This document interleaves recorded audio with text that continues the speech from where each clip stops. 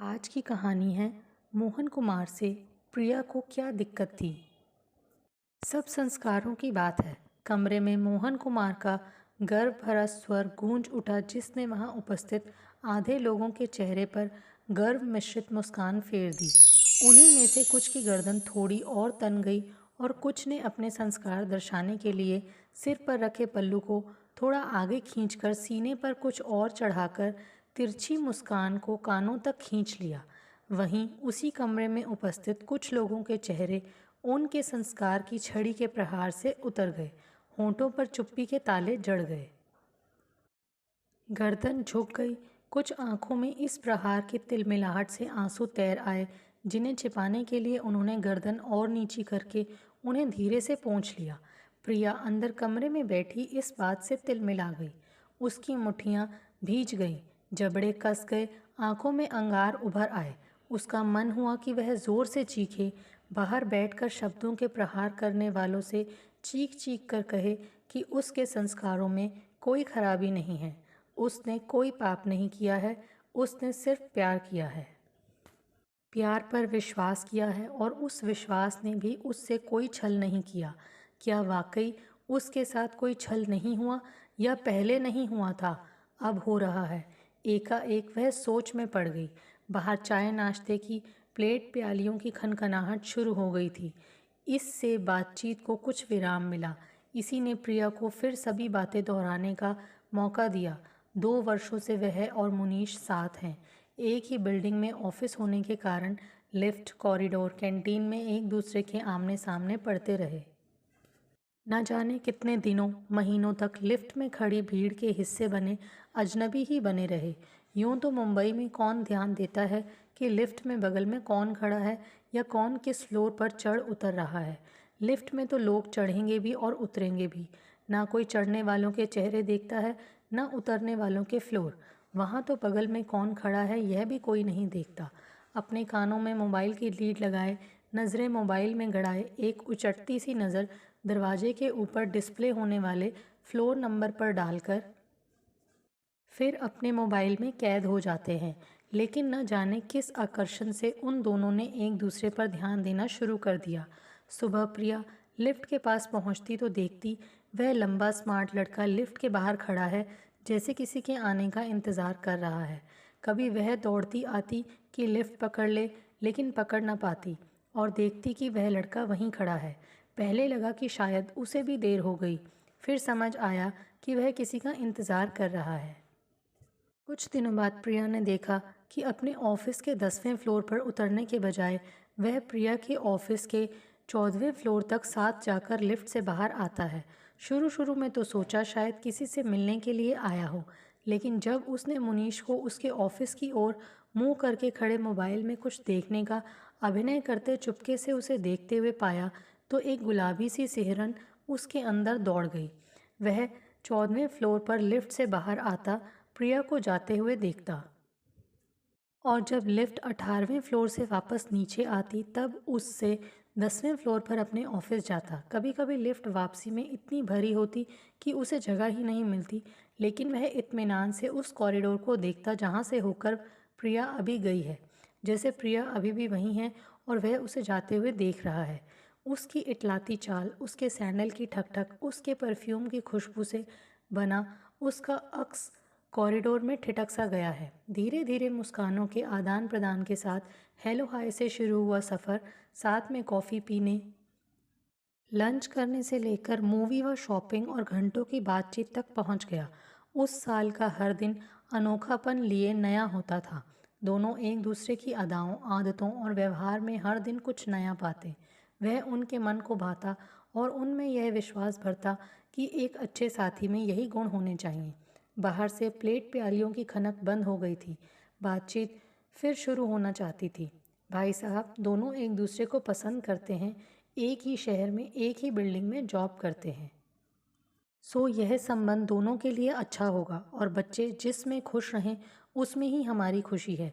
यह प्रिया के पापा की आवाज़ थी। उन दोनों ने जब एक साथ अपने भविष्य को देखना शुरू किया था तब यह भी सोचा था, साथ साथ घर से निकलेंगे, एक साथ लोकल से आएंगे। मुनीश उसे 14वें फ्लोर पर छोड़ेगा, फिर 10वें फ्लोर पर अपने ऑफिस जाएगा। प्रिया पूछती, शादी के बाद तुम मेरे फ्लोर तक आना बंद तो नहीं कर दोगे ना? मुनीश शरारत से उसकी आंखों में झांकता और कहता, मैं तो सोच रहा हूँ कि तुम्हारे फ्लोर के ऑफिस में ही आ जाऊँ। ना बाबा, तुम अपने ऑफिस में ही ठीक हो। थोड़ी दूरी प्यार के लिए ज़रूरी होती है, प्रिया कहती। समय बीतने के साथ एक दूसरे से यह दूरी असहनीय होने लगी थी। दोनों में से किसी ने भी एक दूसरे से कुछ कहा नहीं। शायद वे आश्वस्त थे कि वे एक दूसरे के दिल की बात जानते हैं। मुनीश के कलीग्स ने न्यू ईयर पार्टी के लिए अलीबाग जाने का कार्यक्रम बनाया। यह कपल पार्टी थी, सिर्फ शादीशुदा जोड़े ही शामिल हो सकते थे। मुनीश के दोस्त इन दोनों की दोस्ती के बारे में जान गए थे। उन्होंने मुनीश को भी साथ चलने को कहा। मुनीश ने प्रिया से पूछा तो वह हिचकिचाई। मुंबई में रहते उसे 2 वर्षों से ज़्यादा हो गए थे। लगभग 1 साल से दोनों दोस्ती की राह पर आगे बढ़ चुके थे, लेकिन मन में कहीं कस्बाई संस्कार, संकोच और मर्यादा की दीवारें खड़ी थीं। इस तरह शादी से पहले किसी के साथ एक कमरे में रात बिताना उसका मन स्वीकार नहीं कर रहा था। अभी तो उन लोगों ने एक दूसरे से ही खुलकर बात नहीं की, अपने घर वालों को भी कुछ नहीं बताया। अभी तो दोनों के सपने उनकी पलकों में ही मुंदे थे, जिन्हें खुद से खुलकर भी उन्होंने कभी नहीं कहा। प्रिया ने मुनीश को समझाने की बहुत कोशिश की, उसे घर वालों के विश्वास और उनके मान सम्मान की दुहाई दी, समाज के नियमों से बंधी ऊंच नीच समझाई, लेकिन मुनीश पर तो जैसे भूत सवार था।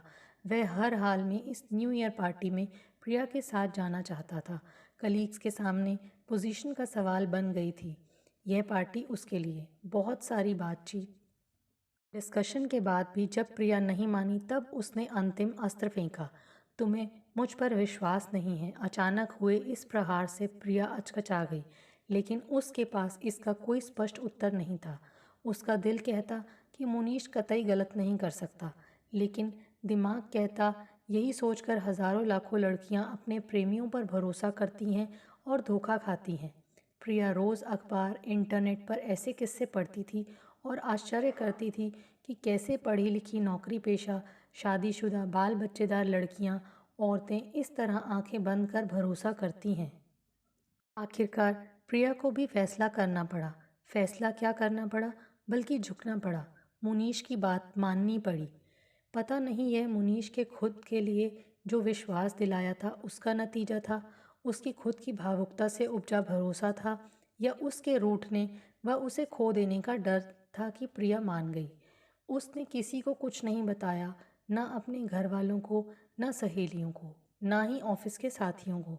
बस मन में एक कोने में धुकधुकी लिए हुए, कभी दिमाग को समझाते, कभी दिल पर भरोसा करते, वह मुनीश के साथ चली गई। अलीबाग के खूबसूरत बीच पर समुद्र की लहरों के बीच पैरों के नीचे से फिसलती रेत से लड़खड़ाती प्रिया मुनीश की मजबूत बाहों का सहारा पाकर खुद को एक अनूठी दुनिया में पा रही थी। अपनी कमर के इर्द गिर्द मुनीश की बाहों के साथ वे दोनों कब लो टाइड के साथ समुद्र के अंदर तक चले गए, पता ही नहीं चला। वे दोनों भी तो एक दूसरे में गहरे तक खोए थे। कितने घंटे बीत गए थे, बाकी लोग बाहर जा चुके थे, सभी अपने आप में खोए थे, तो उनके बारे में कौन सोचता। जब हाई टाइड की लहरों के थपेड़ों ने उन्हें चेताया, तब किनारे पर बने रेस्टोरेंट की दूरी देखकर उन दोनों को अपनी स्थिति का एहसास हुआ। किनारे पर कुछ लोगों ने आवाज़ लगाकर उन्हें आगाह किया। लहरें तेज़ होती जा रही थीं, जो कुछ ही देर में सिर से ऊपर जाने लगीं। प्रिया को तैरना नहीं आता था, वह बुरी तरह घबरा गई, लेकिन मुनीश ने हाथ नहीं छोड़ा। वह उसे अपने आगे किए तेज़ लहर पर तैरता रहा। उसने तेज़ लहरों के थपेड़े अपनी पीठ पर झेले ताकि प्रिया को उनसे चोट न लगे, वह उनसे घबराए ना। इस घटना ने प्रिया का मुनीश पर विश्वास पुख्ता किया। सभी जोड़ों के लिए एक एक रूम बुक था, मुनीश और प्रिया के लिए भी। हाई टाइड से घबराए उन दोनों ने तब इस बात पर ध्यान ही नहीं दिया। नहाकर तैयार होने तक वे क्या अनहोनी हो सकती थी, इसकी आशंका से कांपते एक दूसरे को तसल्ली देते रहे। दिन में खाना खाकर दोनों ही सो गए ताकि शाम की पार्टी के लिए तरोताज़ा रहे। नए साल की अगवानी करते और फिर खाते पीते एक दूसरे की बाहों में डांस करते करीब 2:30 बजे वे अपने कमरे में पहुंचे।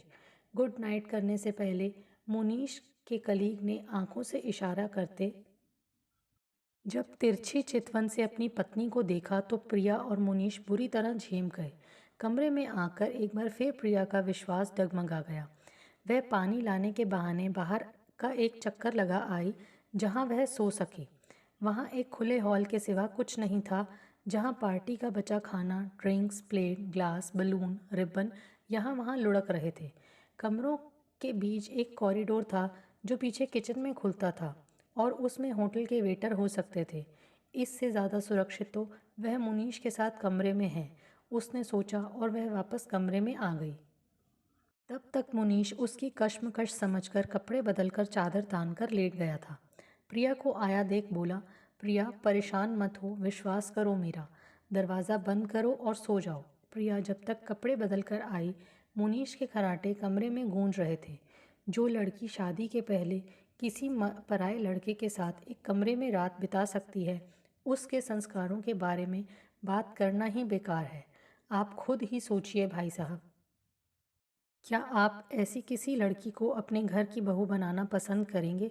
मुनीश के पापा की इस बात पर कमरे में सन्नाटा छा गया। प्रिया को समझ नहीं आया कि उन्हें उसके और मुनीश के साथ बाहर जाने और एक कमरे में रुकने की बात आखिर पता कैसे चली। ज़रूर मुनीश ने ही बताया होगा, लेकिन क्यों? क्या वह भी ऐसा ही सोचता है? नए साल की पार्टी से आने के बाद प्रिया पर एक अपराध बोध सा हावी होने लगा था। इस समय में न जाने कितनी ही बार उसके मन में आशंकाओं ने सिर उठाया। न जाने कितनी बार अकेले में उसने मुनीश पर अपने भरोसे को टटोला। हालांकि दुनिया की नज़रों में जो गलत था वह हो चुका था, लेकिन यह सिर्फ वह और मुनीश जानते थे कि ऐसा कुछ नहीं हुआ था। बंद दरवाजे के पीछे दो जवान लोगों के बीच कुछ नहीं हुआ होगा का विश्वास किसी को दिलवाना कितना कठिन था, यह प्रिया ने अगले दिन जाना, जब सबकी आंखों में एक उत्सुकता देखी, एक दबी छिपी मुस्कान जो एक चेहरे से दूसरे की आंखों तक और फिर अन्य चेहरों तक दौड़ती रही। इस मुस्कान में कुछ होने का जो विश्वास था, उसे खारिज करना असंभव था। एक ने तो पूछ ही लिया कि यह पहला मौका था या इसके पहले भी ऐसा हो चुका है। किसी ने पूछा कि क्या वाकई वे दोनों इस रिश्ते के लिए गंभीर हैं या सिर्फ टाइम पास है। प्रिया के जवाब देने के पहले ही किसी ने कहा था कि आजकल तो यह सब कॉमन हो गया है। वैसे भी घर परिवार से दूर कुछ भी कर लो, किसी को क्या पता चलता है। सिर्फ एक रात में साथ के लोगों की प्रिया की तरफ सोच इस कदर बदल जाएगी, यह तो उसने सोचा ही नहीं था। बंद दरवाजे के पीछे का सच लोगों के लिए एक बड़ा झूठ था और उसे झुठला पाना असंभव था। मुनीश भी उसकी मनोस्थिति समझ रहा था। वह यह भी समझ रहा था कि उसने प्रिया को उसकी बात मानने को मजबूर करके उसकी स्थिति बहुत ख़राब कर दी है। मुंबई जैसे महानगर में, जहाँ लोग बगल में रहने वाले की खबर नहीं रखते, जहाँ किसी को किसी से कोई मतलब नहीं होता, वहाँ भी लोग इस तरह सोचते हैं। यह उसने कहाँ सोचा था। आश्चर्य यह था कि उन सबकी नज़रों में प्रिया की छवि बिगड़ी थी। उसे किसी ने कुछ नहीं कहा था और इस बात ने न सिर्फ प्रिया को बल्कि उसे भी आहत किया था। वापस आने के बाद प्रिया बेहद खामोश हो गई। वह उसके साथ भी रहती तो चुपचाप उसके हाथों को थामे रहती। एक आशंका, एक अविश्वास उसकी आंखों में डगमगाता रहता। न्यू ईयर पार्टी के पहले वह जब तक मुनीश से आगे क्या करना है, कब कैसे करना है जैसी बातें करती थी, लेकिन अब उसका विश्वास इस कदर डामाडोल हो गया था कि वह भविष्य के बारे में कुछ कहने, बोलने, पूछने से कतराने लगी थी। मुनीश उसकी स्थिति समझ रहा था और जल्दी ही उसने अपने घर पर प्रिया के बारे में बातचीत की थी। जिस दिन मुनीश ने उसे बताया था कि उसने मम्मी पापा को बता दिया है कि वह प्रिया को पसंद करता है और उसी से शादी करेगा, प्रिया की आंखें डबडबा आई थीं। उस दिन वह बहुत दिनों बाद कुछ सामान्य महसूस कर रही थी। प्रिया ने भी इसके बाद अपने मम्मी पापा को मुनीश के बारे में बताने में देर नहीं की। मम्मी पापा तो इस बात से ही खुश थे कि लड़के की बढ़िया नौकरी है और उसकी सहमति भी है। प्रिया के मम्मी पापा एक बार मुनीश के घर जाकर बात भी कर आए थे। जब तक वे वापस नहीं आए, मुनीश पर विश्वास और उसके आश्वस्त करने के बाद भी प्रिया के दिल में धुकधुकी लगी थी। मम्मी पापा को खुश देखकर उसे तसल्ली मिली थी। मम्मी ने बताया कि मुनीश ने उन्हें प्रिया के बारे में बता दिया था।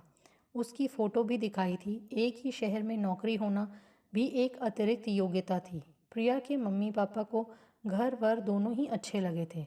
लड़के को प्रिया खुद 2 वर्षों से जानती थी, इसलिए बहुत छानबीन की ज़रूरत नहीं थी। उन्होंने परिवार देखभाल लिया था। आज मुनीश के माता पिता, चाचा चाची, बहन आए थे। यहाँ आना पूर्व नियोजित था, इसलिए प्रिया भी छुट्टी लेकर आई थी। सभी बड़े उत्साहित थे। मान ही चुके थे कि बात लगभग पक्की है, बस औपचारिकता बाकी है। सामान्य अभिवादन, आवभगत, घर परिवार की हैसियत का आकलन कर चुकने के बाद मुनीश के चाचा ने घर से दूर नौकरी करने वाले आजकल के लड़के लड़कियों की दोस्ती, उनकी स्वच्छंदता और उच्च श्रृंखलता पर ज्ञान देना शुरू किया तो सभी हतप्रभ रह गए। वे समझ नहीं पाए कि इस सुर का आरोह किस अवरोह को इंगित कर रहा है। प्रिया के यहाँ नए साल की पार्टी के बाबत किसी को कुछ पता नहीं था, लेकिन अंदर कमरे में बैठी सब सुन रही प्रिया का मन आशंका से कांप गया। हालांकि वह पसोपेश में थी और समझ नहीं पा रही थी कि यह बात मुनीश के अलावा कोई और नहीं बता सकता। लेकिन मुनीश ने यह बात आखिर बताई क्यों? क्या अब इस बात पर यह बात खत्म हो जाएगी? क्या वह भी इसी तरह सोचता है? क्या खुद पर विश्वास करने का उसका दावा थोथा था, सिर्फ खुद को तसल्ली दिलाने के लिए कि कोई लड़की उसके लिए कुछ भी कर सकती है? वहाँ वैसा कुछ हुआ नहीं, लेकिन उसे लेकर बाहर बातचीत में जो कुछ हो रहा है वह प्रिया को आहत किए जा रहा था। मम्मी पापा, भाई, चाचा चाची बिना कुछ जाने समझे सब कुछ सुने जा रहे थे और अब यह जानकर अवाक थे कि उनकी बेटी शादी के पहले मुनीश के साथ बाहर गई थी। एक रात दोनों साथ रुके थे एक कमरे में अकेले। प्रिया ने तो उन्हें यह बात कभी नहीं बताई, लेकिन मुनीश ने अपने माता पिता को ऐसी बात क्यों बताई?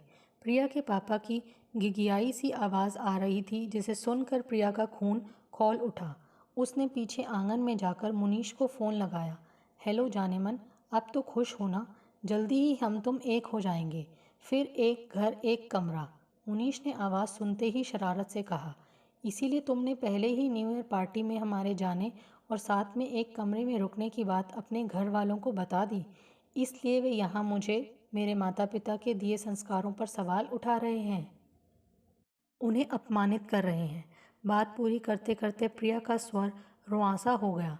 तुम्हें मुझसे शादी नहीं करनी थी तो सीधे मुझसे कह देते। मुनीश, इस तरह मेरा और मेरे घर वालों का अपमान करने की क्या ज़रूरत थी? यह कहकर कह रही हो प्रिया, मैं ऐसा क्यों करूँगा? मैंने यह बात किसी को नहीं बताई, मुनीश ने आश्चर्य से कहा।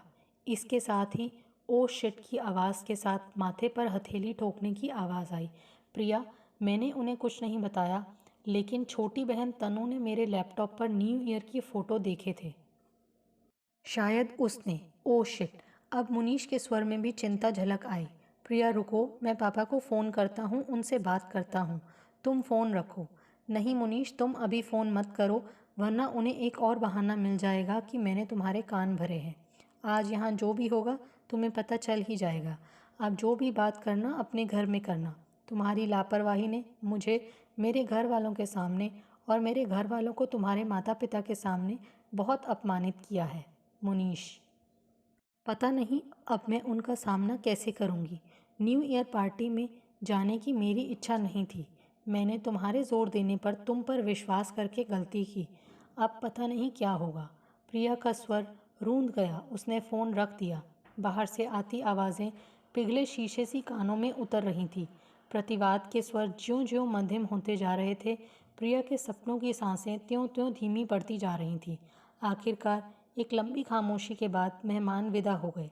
पूरे घर में पसरी खामोशी तनाव, अपमान, अपराध बोध के कारण ज़्यादा बोझिल हो गई।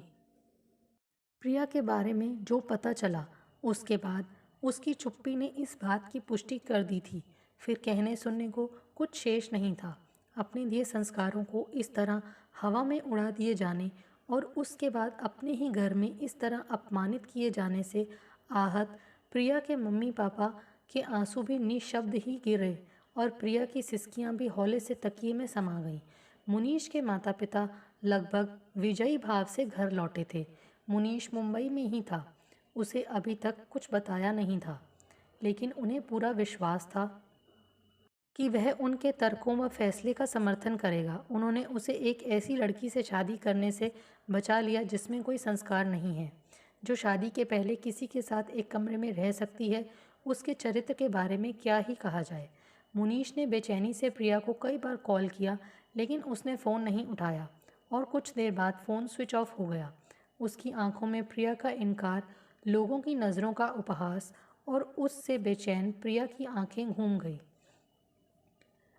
उसी ने ज़बरदस्ती की, उसी ने उसे मनाया, उसी ने इतना भावनात्मक दबाव डाला कि ना चाहते हुए भी प्रिया को हाँ कहना पड़ा।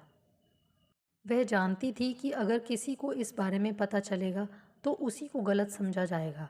वह जानती थी कि दुनिया की सोच क्या है और किसी का प्रेम या विश्वास उसे बदल नहीं सकते। भूल तो उससे भी हुई, वह इस बात को राज नहीं रख पाया। यह तन्नू की बच्ची भी ना, वह भी तो उसी समाज की उसी सोच से पीड़ित है। इस कदर पीड़ित की लड़की होकर एक लड़की के चरित्र को निशाने पर लगा रही है।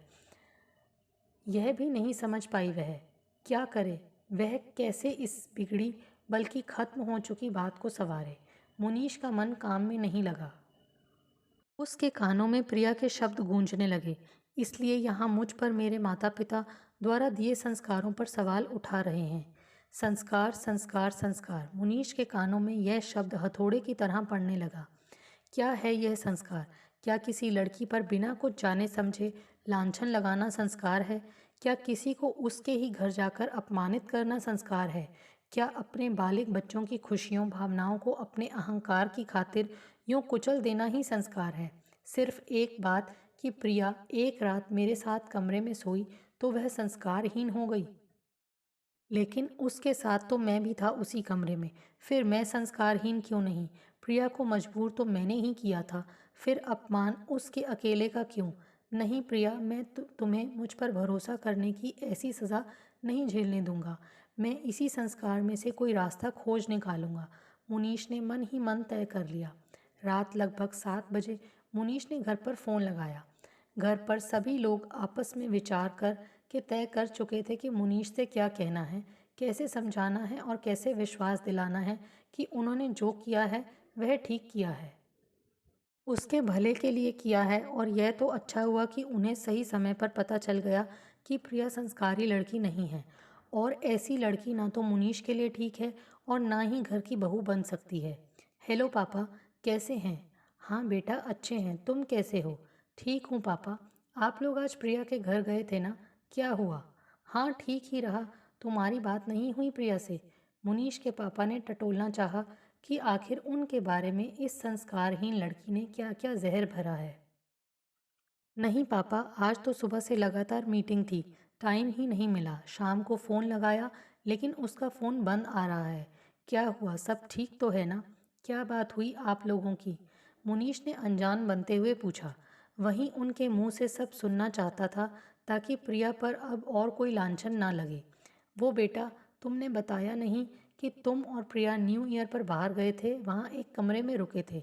देखो बेटा, तुम लोग मिले, एक दूसरे को पसंद किया, आपस में बातचीत की, घूमे फिरे, वहाँ तक तो ठीक था। लेकिन इस तरह शादी से पहले एक साथ एक कमरे में रात गुजारना हमारे संस्कारों को हजम नहीं होता। कोई भी संस्कारी लड़की किसी लड़के का इस तरह का प्रस्ताव सुनते ही मना कर देगी। हो सकता है तुमने उससे कहा होगा, लेकिन वह तो लड़की है। उसके माता पिता ने उसे समाज के चाल चलन, ऊंच नीच, मान मर्यादा कुछ भी नहीं सिखाई जो उसने ऐसी बात मान ली। बेटा, ऐसी लड़की शादी के बाद तुम्हारे प्रति वफादार ही होगी, इसका क्या भरोसा? तुमने तो हमें बताया नहीं। वह तो बड़ा भला हो कि तन्नू ने जाने के समय यह बात हमें बताई, वरना हम तो बात पक्की ही करके आने वाले थे। देखो बेटा, तुम्हें बुरा लग रहा होगा, लेकिन हमारा अनुभव कहता है कि प्रिया तुम्हारे लिए ठीक नहीं है। उसके संस्कार अच्छे नहीं हैं। मोहन बाबू एक सांस में बिना रुके सब कह गए, मानो उन्हें डर था कि कहीं बीच में रुकने पर मुनीश प्रतिवाद न कर बैठे और उनकी बात अधूरी रह जाए। वे अपनी तरफ से इस रिश्ते को खत्म कर चुके थे। इसे खत्म करने के लिए जितने तीर नश्तर चलाने ज़रूरी थे वे चला चुके थे। और अब पलटना संभव नहीं था। वे बिना कटु हुए भी तीखी बात कहकर प्रिया व उसके घर वालों का अपमान कर चुके थे, क्योंकि अपनी सोच के अनुसार वे सही थे। पापा, आपके संस्कारों की बात ठीक है, लेकिन आपने तो मुझ पर मेरे संस्कारों पर ही प्रश्न चिन्ह लगा दिया। प्रिया को कटघरे में खड़े करते करते आपने मुझे अपराधी बना दिया, मुनीश ने धीमे और दुखी स्वर में कहा। यह सुनकर मोहन बाबू अचकचा गए। उन्हें तो मुनीश के भड़क जाने की, प्रिया की पैरवी करते उनसे ऊंच नीच कहे जाने की आशंका थी। वे हर संभावित प्रश्न का जवाब तैयार किए बैठे थे, लेकिन मुनीश ने तो कुछ अलग ही सुर पकड़ लिया था। वे कुछ देर खामोश सोचते रहे, अपने कहे हर शब्द पर नज़र डाली, लेकिन उन्हें समझ नहीं आया कि उन्होंने कहाँ और कैसे मुनीश को अपराधी बनाया। उसके संस्कारों की तो कोई बात ही नहीं हुई। कहीं प्रिया ने तो उल्टा सीधा नहीं भड़काया है उसे। एक आशंका ने फिर जन्म लिया। तुम्हें अपराधी कैसे? मैं कुछ समझा नहीं। प्रिया ने तुमसे कुछ कहा क्या? आशंका फिर सिर उठाने लगी। प्रिया ने कुछ नहीं कहा पापा, उसका फ़ोन बंद है। उससे तो बात ही नहीं हुई। यह बात सही है कि न्यू ईयर पार्टी में हम दोनों बाहर गए थे। वह कपल पार्टी थी। प्रिया इसके लिए तैयार नहीं थी, लेकिन मैंने उसे फोर्स किया, उसे विश्वास दिलाया कि हम साथ जाएंगे, साथ में एक रूम में रुकेंगे, लेकिन वह मुझ पर विश्वास करे कि मैं मर्यादा की सीमा नहीं लांघूंगा। हम कोई ऐसा काम नहीं करेंगे जिससे हम दोनों को या हमारे परिवार को शर्मिंदा होना पड़े। वह बहुत मुश्किल से साथ जाने को राज़ी हुई थी पापा। उसने हमारे प्यार पर विश्वास किया, उसने मुझ पर विश्वास किया, मेरे व्यवहार आचरण पर विश्वास किया, मुझे मिले संस्कारों पर विश्वास किया पापा।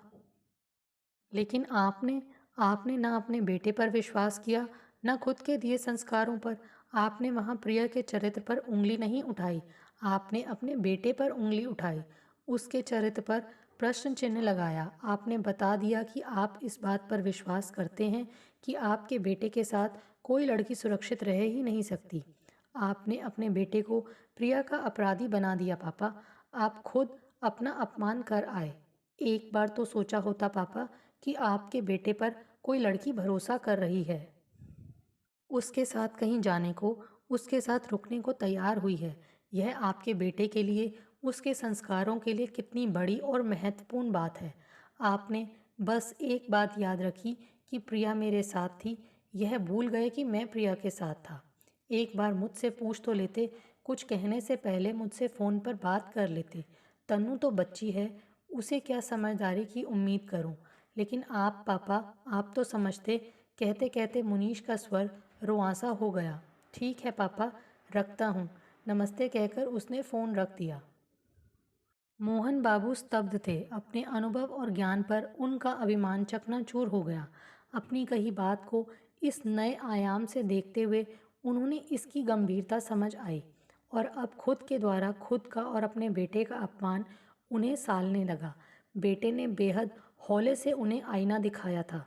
अपने उच्च संस्कारों के गर्व ने अब उनके गाल पर तमाचा मारा था, और अब ज्यों-ज्यों वे उसकी कही बातों के बारे में सोच रहे थे, उस तमाचे की गूंज और चोट तेज होती जा रही थी।